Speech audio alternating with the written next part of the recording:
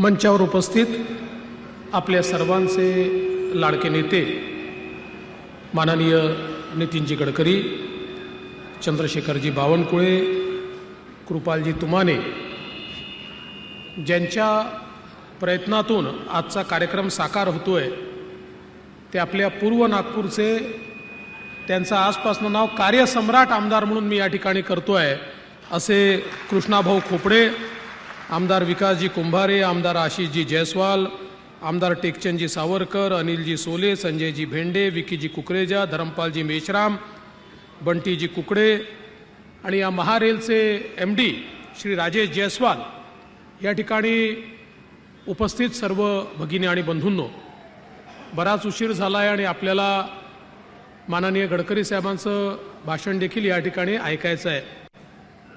मगाशी कृष्णाभाऊ खोपडे असं म्हणाले की महारेल सारखी कंपनी मी पाहिली नाही, महारेलने अत्यंत वेगाने काम केलं. महारेल सारखी कंपनी तुम्ही पाहिली नाही, महारेलने वेगानं काम केलं, याचं कारण माहिती आहे कृष्णाभाऊ तुम्हाला? या महारेल कंपनीचा जनक मी आहे. ही कंपनी मी तयार केली आहे. महारेल आणि महामेट्रो या दोन्ही कंपनी त्या काळामध्ये आपण तयार केल्या आणि मी खरोखर या ठिकाणी आपले जे महारेलचे MD आहेत राजेश जयस्वालजी यांचं मनापासून अभिनंदन करतो की अतिशय वेगानं काम आणि अतिशय उत्तम क्वालिटीचं काम, डिझाईन युनिक असतं, काम वेगानं असतं आणि सगळ्यात महत्त्वाचं ही कंपनी जवळपास सगळं डिझायनिंग इनहाऊस करते आणि त्यामुळे मला असं वाटतं की ही जी काही पूर्ण टीम आहे महारेलची, या टीमचं मी अतिशय मनापासून अभिनंदन करतो.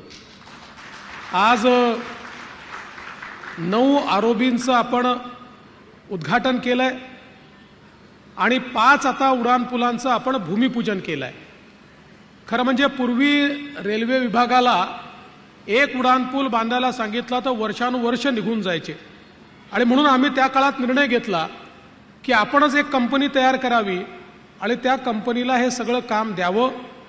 कंपनी तयार केल्यानंतर MD म्हणून श्री जयस्वाल आले आणि त्यांनी इतक्या वेगाने या महाराष्ट्रामधल्या शेकडो ब्रिजेसचं काम हे त्या ठिकाणी पूर्ण केलं आहे आणि आता हे जे 5 या ठिकाणी उड्डाणपूल माननीय कृष्णाभाऊ खोपडे यांच्या मेहनतीतून तयार झाले आहेत. कृष्णाभाऊंचं काम फार हुशारीचं आहे.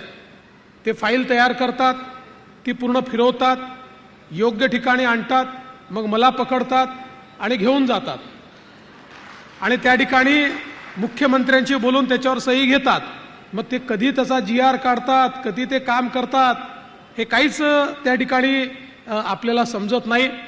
मला तर असं वाटतं की आमचे विकासभाऊ कुंभारे आहेत, त्यांच्या मध्य नागपूरमध्ये तर उड्डाणपूल वगैरे करायला जागा नाही आहे, त्यांच्या हिस्साचे उड्डाणपूल आमचे कृष्णाभाऊच करून टाकतात, कारण तिकडे जागाच नाही आहे. त्यामुळे सगळे कामं हे आज पूर्व नागपूरमध्ये मोठ्या प्रमाणात, अर्थात मध्य नागपूरमध्ये खूप कामं नितीनजींच्या आशीर्वादाने या ठिकाणी झाले.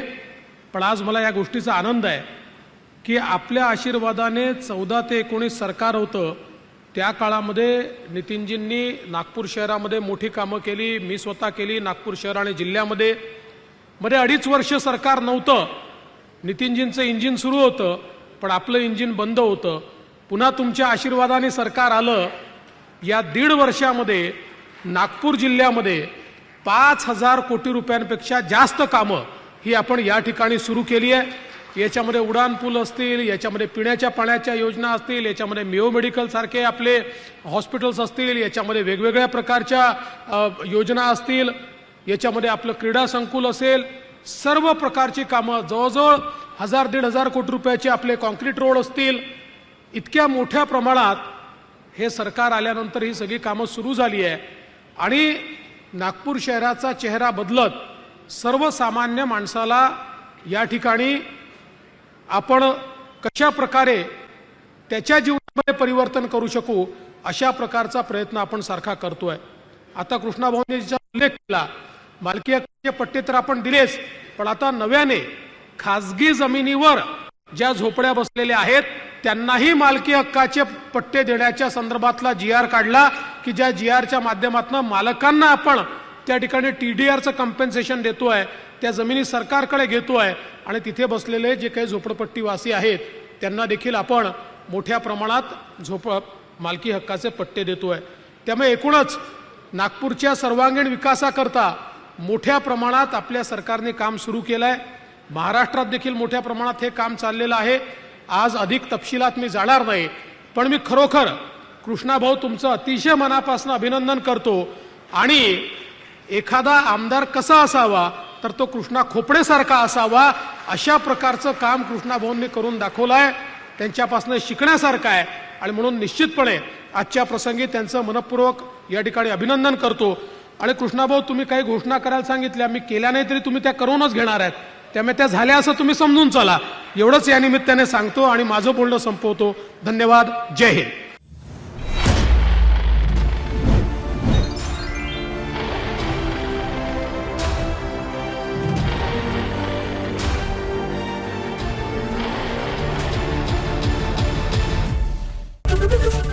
ABP माझा, उघडा डोळे बघा नीट.